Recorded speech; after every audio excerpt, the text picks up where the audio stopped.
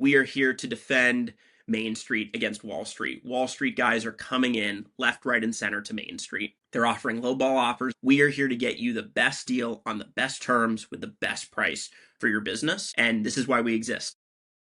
Hey everyone, I'm Oliver Bogner, and I'm managing partner of the Advisory Investment Bank. We're a lower middle market investment bank focused exclusively on all things essential service businesses. I'm a 2x Forbes 30 under 30, 2x Inc. 5000 CEO, and we were recently named for the third time this year as top 5 lower middle market investment bank by Axial, the definitive guide to all things investment banking and the lower middle market. So today I'm going to break down 5 key things that you can do to grow the value of your essential service business beyond just growing top line and bottom line. So here it goes. My number 1 trick to growing your enterprise value: recurring revenue percentage. You've got to grow the percentage of overall recurring revenue. Now, why is that so important?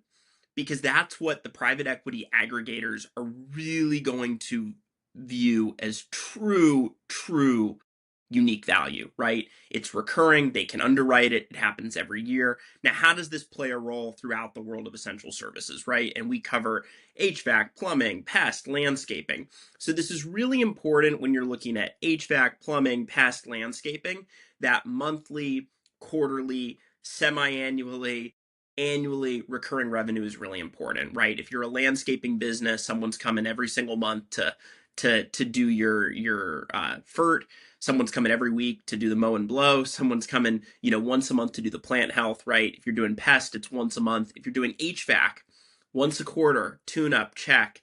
Those monthly recurring maintenance packages are really important. And there's lots of ways to structure them where your techs can sell them, get a great bonus on them, and it's a win-win for the customer. Maybe you're getting ahead of the stack. Maybe you're getting a discount on your service when something does happen. So again, lots of different ways to grow that recurring revenue. But we would say the number 1 way to grow your overall enterprise value, get that recurring revenue up. Really important that you stay away as much as possible from project-based revenue and new construction. Typically, if you're more than 10 to 20% of project-based or new construction revenue, that's a major issue for buyers and is going to radically bring down your overall enterprise value. Enterprise value, again, is kind of the overall price of the business, what your business is worth. We call it EV. So number 1, get that recurring revenue up. 2, customer concentration. Now, customer concentration is more an issue when we look at commercial businesses than when we look at resi businesses. So some commercial businesses that might do landscaping, pest, HVAC, plumbing might be, large chunk of the revenue with one property manager, one property owner. We would always say, rule of thumb, you want to be less than 10% customer concentration. Now, if you have 500 customers or 1,000 customers and everyone's less than 1%, that's golden. For some commercial businesses, that's very tough to get a customer, at least kind of your top 10 customers, to be 1% of your revenue. Most are looking at 5, 10, 15%. You really don't want to get ahead of that 15%. If you are a large percentage stuck with one customer, there's most likely going to be some sort of earn-out structure to ensure that customer stays post-acquisition. So just important, customer concentration can really hurt overall enterprise value. Number 3, tech utilization. So just being able to spit out these metrics, being able to really kind of know what your tech utilization rate, really important. What's the productivity per tech? What's the revenue per tech? How many visits is that tech doing? What's the average selling volume of a tech, right? We love that metric when we look at HVAC and plumbing businesses. How much are your techs selling on a per hour basis, right? But again, number 1 indicator is we want to get that revenue per tech as high as possible. We want your techs to really be able to get the most out of, I had a client call it windshield time, but get the most out of their time on the road. How are you really optimizing routes? How are you covering particular neighborhoods on a given day, right? So that tech utilization is really important. Number 4, gross margin expansion potential. So a private equity aggregator is really looking at this theory of 1 + 1 = 4. Now, what does that mean?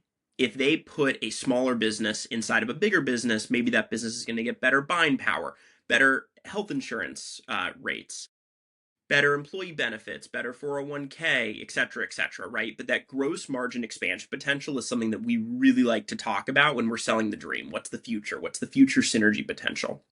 So gross margin expansion, again, these private equity platforms are very much tech enabled. So an obvious one is, are you on a top CRM, right? You're probably not on Service Titan if you're running an HVAC or plumbing business. Very few kind of smaller ones are, but again, they're going to put you onto Service Titan day one. All the major aggregators are on it. If you're a landscaping business, you're probably not running today on Aspire, but Aspire is really kind of the gold standard for CRMs that are out there. So tech enhancement.